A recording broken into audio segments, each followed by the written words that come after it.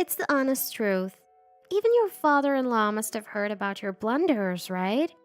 It's downright unbearable. Sharing a meal with a poor woman who grew up in a single mother household like you? It's preposterous. You come from a different world than us. Please, just leave and wait outside. Understood. I'll leave.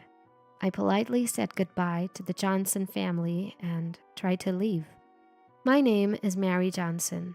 I'm a 24-year-old working at Johnson Enterprises.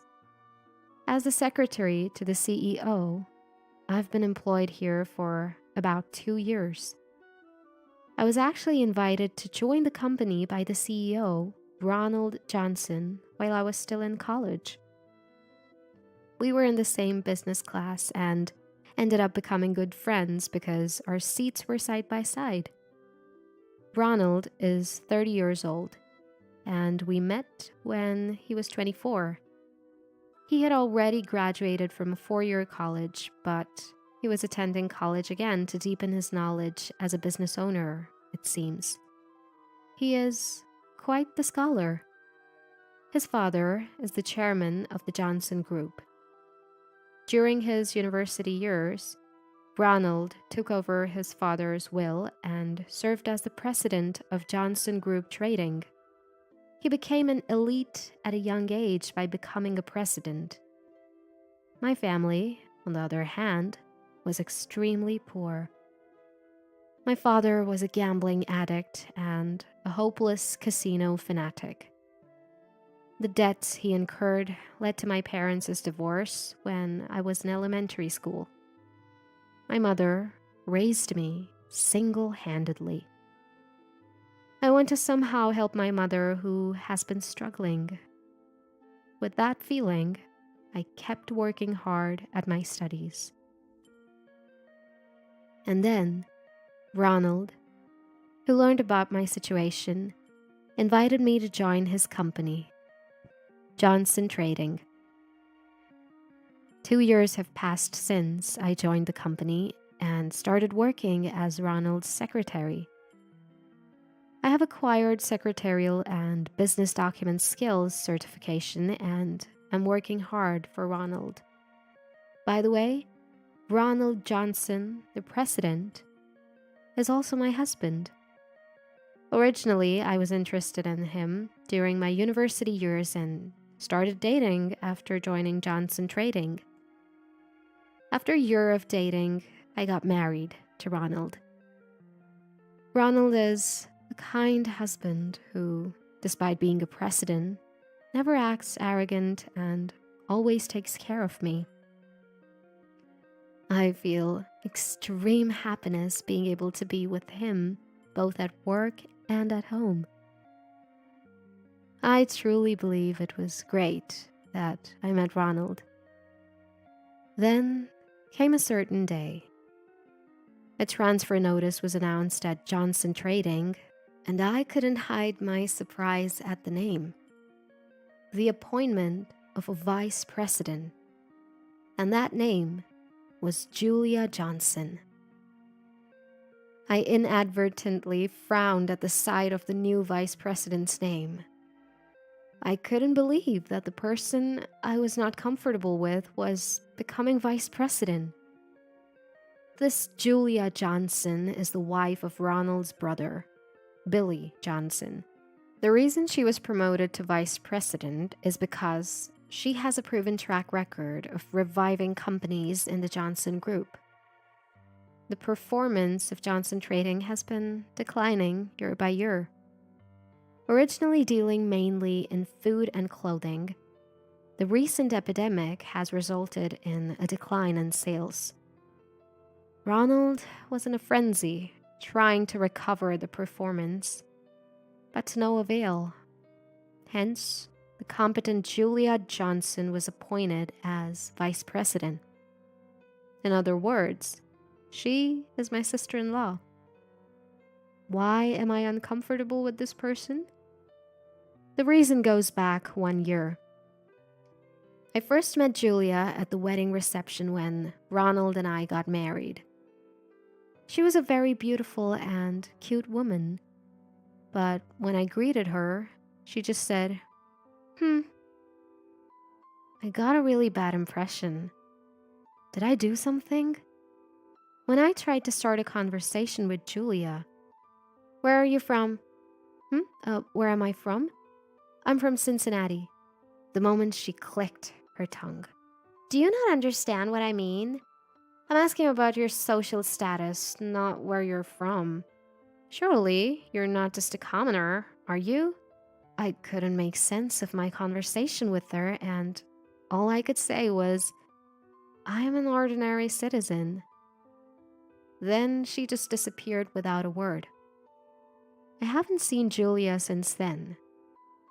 The much anticipated day of the internal personnel change, X Day, arrived. Julia was appointed as vice president, and Ronald and I went to the station to pick her up. I was nervous about seeing her again after a long time. I didn't know what to say, so all I could say was, "Julia, nice to meet you." She just said, "Oh, it's been a while." Got into the limousine arranged by Ronald and headed straight to Johnson Trading.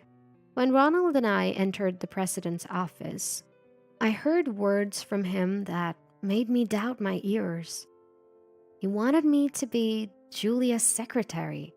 When I asked why me, he said it was because Julia had requested it. Apparently, Ronald couldn't refuse because she was his brother's wife.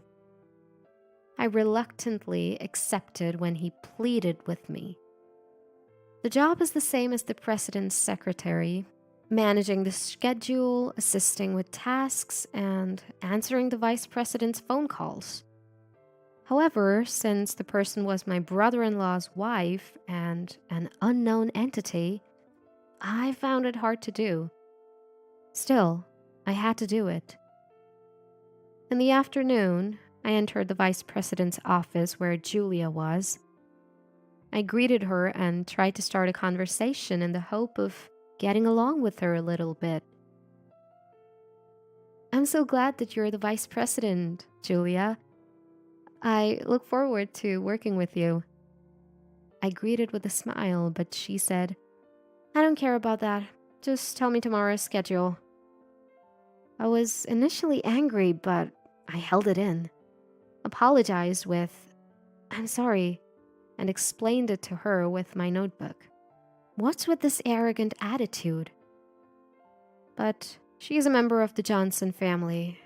I didn't want to cause a big trouble, and didn't want to cause trouble to Ronald, so I decided to do my job while holding back. That day, Ronald came home to the apartment when I got home. When I went to greet him at the entrance, he said, "What's wrong? You look pale." I just responded with, "I'm fine." I couldn't tell him after all. One day, I made a grave mistake. I accidentally swapped Ronald and Julia's schedules and only realized this when I received a phone call from Julia. She stated that she had not scheduled the meeting that I had told her about. Looking at the schedule, I saw that I had relayed the details of the meeting meant for Ronald to Julia instead. I realized my mistake, but it was too late by then. I was rebuked by Julia saying, "I apologized to the client, but they didn't forgive me, and we lost a hard-won deal worth $200,000 because of you." She also lamented about the fact that she had to put up with unwanted advances from the lecherous president of the company we were dealing with to secure the deal, all of which ended up being for naught due to my error. Upon hearing that, Julia returned to the office. I immediately went to the president's office. I walked in, and first thing, I apologized deeply. But Julia shouted back, "Sorry isn't enough," her face as red as a demon's. I was at a loss for words when Ronald stepped in. "This time it's true that Mary is at fault. but there's nothing we can do about it now. Be careful next time. Ronald tried to mediate the situation, but Julia snidely remarked, "She'll just make the same mistake again. This is why uneducated commoners are useless." Upon hearing this comment, I recognized my fault, but wondered what she meant by not having a decent education. It felt like my personality and life were being denied, which fueled my irritation. But the mistake was mine. Unable to retort, I stayed silent. Then Ronald intervened. "That might be an overstatement." However, Julia turned away with a dismissive, After getting permission from Ronald to leave, I exited the president's office. I went to the company cafe to reflect, pondering why I made the mistake. Just then, Julia walked in. I rushed to her, saying, "Julia, I'm sincerely sorry for what happened." I apologized without caring who was around. "I'm forgiving you this time because the president asked me to. But don't think there will be a next time. I can fire a commoner like you anytime." This was the last straw. I understand and accept my mistake. But what does being a commoner have to do with anything? Excuse me, is being a commoner relevant here? What? Who are you to argue? If you had a proper education, you wouldn't have made such a mistake.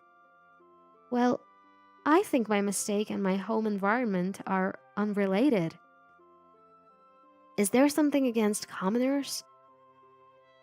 I inadvertently confronted Julia. She sighed as if exasperated and said, "Never mind." Then she walked away. A week later, Ronald, Julia, and I were set to attend the head office's executive meeting. We had a pre-meeting lunch as the meeting was scheduled in the afternoon. After thoroughly checking the topics and materials, I felt well prepared this time. As our meeting neared conclusion and Ronald left for the restroom, I also went to the restroom at that time.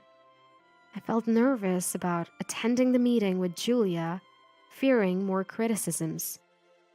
I felt a salty taste as I sipped the water in my glass, but dismissed it as my imagination and finished the drink to quench my thirst.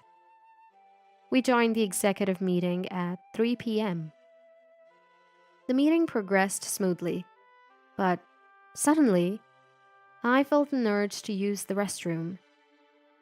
The feeling was so strong that I could hear my stomach rumbling. There was no way I could hold it in. Yet, I didn't have the courage to interrupt this solemn meeting by declaring, "Excuse me, restroom," and rushing out. Regardless of my reluctance, the urge to go kept tormenting me. "Ronald, everyone, I'm sorry." Before facing the deluge, the disaster, the guerrilla rainstorm, I'm sorry. I rushed out of the meeting room and into the restroom, where I stayed for nearly 30 minutes. Everything was over, and I opened the door and stepped outside. I was feeling incredibly unwell from dehydration and exhaustion. It seemed that the meeting was over too, and Ronald and Julia were sitting in the company cafe. Ronald was looking at me with concern, but Julia had a smirk on her face. That's when a suspicion crossed my mind.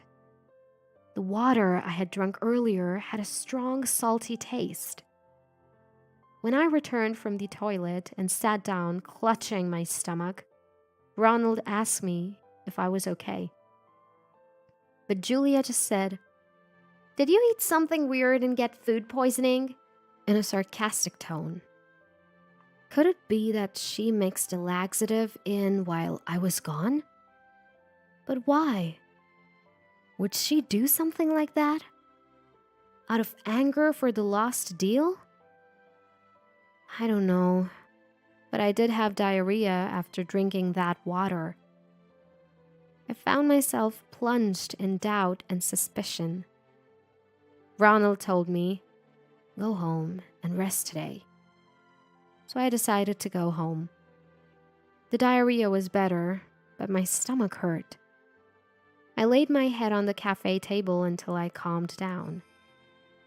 After a while, the pain subsided and I decided to head home. But before that, I had to inform the vice president of tomorrow's schedule. I headed to the vice president's office and knocked on the door. When I did, I heard Julia's voice saying, "Come in." When I entered the room, she said, "Oh, it's you." Of course, she didn't bother asking about my health. "What do you want? Make it quick, I'm busy." "Julia, you put something in the water, didn't you?" At my question, Julia smirked and said, "What are you talking about?"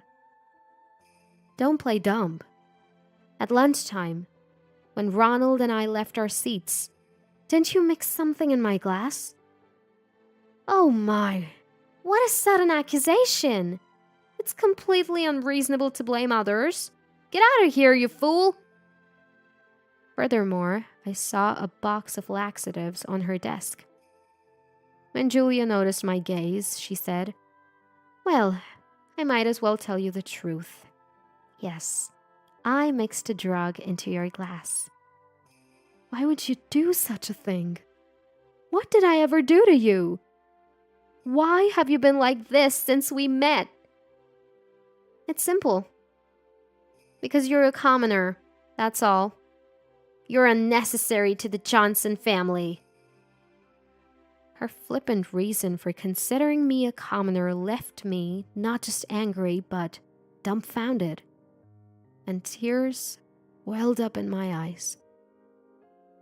"Unfortunately, I'll have to fire you. No matter how much you tell the president about me, you have no evidence, so it's impossible. Plus, if you consult anyone, you'll be making an enemy of the Johnson family.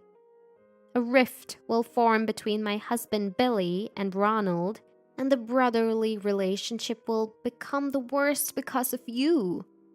If you're okay with that, feel free to consult." She was right. If I told Ronald, the Johnson family would be in turmoil.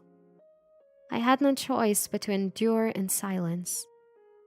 Tears of frustration wouldn't stop, and I navigated through the blurry vision to head home. Ronald worried about my sobbing figure. I wanted to talk, but if I did, things would get serious. Ronald asked, "What happened? Is it about Julia?" He hit the nail on the head. After much hesitation, I said, "Actually, Julia..."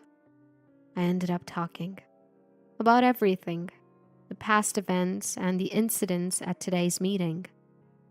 Once I started speaking, I couldn't stop, and I ended up speaking my mind.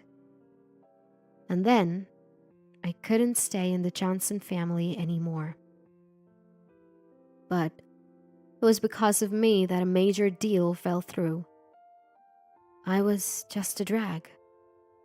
"Ronald, I'm sorry. Let's get divorced. If I'm gone, you can stay good with Billy, with Julia. I'm an unnecessary person." "Don't despair. I'm no good without Mary. I love Mary. I want you by my side every moment. That's why I made you my secretary. So please, don't leave me. Don't talk about such sad things like breaking up." One day, at the end of the year, Ronald asked me to come to a dinner party where the entire Johnson family would gather. Of course, Julia would be there. I decided to go to the dinner party. After all, it was an important event. And then I made up my mind and left the house. The staff greeted me and showed me the way. My in-laws, Billy, and Julia were already at the table. I greeted everyone. Of course, Julia acted sullenly with a, It was an expected attitude. When Ronald and I sat down, Julia first said, "I feel sick." "I really feel sick. Having dinner with this poor trash? It pollutes the atmosphere. It will spoil caviar we are going to have." At this statement, my father-in-law said, "What are you talking about?" in anger. "It's the truth. You must have heard about her gaffe too, right? It's so annoying. It's not a joke to have dinner with a commoner from a single mother household. You're from a different world. Just go out. It's better if you wait outside." Understood, then.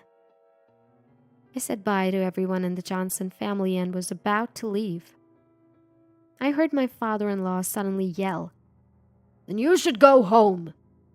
"What? What do you mean, father-in-law?" "No ifs or buts. You're the unnecessary one in the Johnson family." "What are you talking about, father-in-law? I am the vice president of Johnson Corporation and Billy's wife." She seemed to want to argue, but my father-in-law shook his head and said, "It seems Billy wants to divorce you." At that word, Julia glared at Billy. "Billy, is that true?" "Yes. I'm tired of your high-handed attitude that looks down on people, and you don't do any housework. You're good at your job and there are parts I respect, but otherwise, you're done as a human being. You're the one who's in the way." What? Furthermore, it seems like my father-in-law had heard from Ronald about what Julia had done to me so far. The fact that Billy didn't like her, and about me. My father-in-law seemed to have planned to cut ties with Julia at this opportunity. That's what the dinner was for. "Don't say such ridiculous things.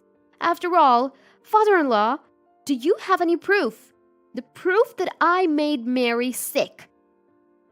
At this time, I thought it was time for revenge. Everyone in the Johnson family is on my side. There's nothing to fear. I remembered on the spur of the moment and pulled out the pen I always stick in my chest. Then, Julia made a puzzled face and then laughed out loud. "What are you thinking, showing such a thing?" Her complacency will end now. Without any hesitation, I pressed the switch on the pen. "Don't play dumb. Didn't you mix something into my glass when Ronald and I left our seats during lunch?" When my voice played, Julia's face turned pale. "Yes, this pen is not just a pen. It's a pen-type recorder. It's always recording to not forget the content of conversations at negotiations and meetings." Thinking that there might be something, I kept Julia's voice as evidence, and now was the perfect time to play it. Julia covered her face with both hands and was trembling. "It's not over yet, Julia. You didn't really marry Billy out of love. You married him to expand the Lee Group's power, didn't you?" What are you talking about?" Then, Ronald took out his smartphone and started playing a certain voice recording. "That poor woman is unnecessary to the Lee Group. Instead, I will incorporate the Johnson Group into the Lee Group eventually." Suddenly, Julia covered her face and screamed, "Stop! I feel so..." Was this her soliloquy? "In doing so, my status will rise even higher. How secure." After that, a long conversation that seemed like Julia's monologue continued. "Once I become the next president of Johnson Corporation, I can frequent high-end male strip clubs even more than now." And the recording also contained her calling out names of her favorite strippers, saying, "I love you. and "I adore you." Hearing this, Billy showed his anger. "You're obsessed with strippers." Why did she feel embarrassed after the voice recording was played? The Lee group that Julia mentioned is a rival of the Johnson group. She originally was the daughter of the Lee group. However, it was said that she had a love marriage with Billy. But that seemed to be different. She might have been forced into a political marriage as a spy for the Lee group. "You will divorce Billy and be dismissed as the vice president. Furthermore, we will completely withdraw from the Lee group. We have been getting along through mutual encouragement, but this is a total break." Julia's face turned pale. Furthermore, the mother-in-law, who had been listening to the whole thing, opened her mouth. "Julia, you called Mary a poor person and a commoner, but what I can't forgive the most is that you denied that she was raised in a single-parent family. I, too, was poor and raised in a single-parent family when I was young. You don't know the human heart. You're the one who's not needed." It was the first time I had seen the mother-in-law so angry. I was surprised, as she always gave me a gentle and smiling impression. Everyone's gaze gathered on Julia. She pounded the table with both hands and stood up vigorously. "Remember this! The Lee group will never forgive you!" She spat out this parting shot and left the restaurant. Honestly, my heart felt very relieved. Everyone protected me. I no longer needed to leave the Johnson family. As I felt relieved, tears began to flow. Seeing this, Ronald and my parents-in-law and Billy all comforted me. 2 weeks after the dinner party, a call came from the chairman of the Lee group. I remembered Julia's words. "The Lee group will never forgive you." However, the contents of the call were unexpected. "I sincerely apologize for the tremendous inconvenience my daughter, Julia, has caused you." The chairman himself had made an apology call. Apparently, he had heard the detailed story from the chairman of the Johnson group, my father-in-law, and when he asked Julia, she readily admitted to it. "The Lee group does not think about crushing the Johnson group at all. This trouble is my responsibility as a parent. I am truly sorry."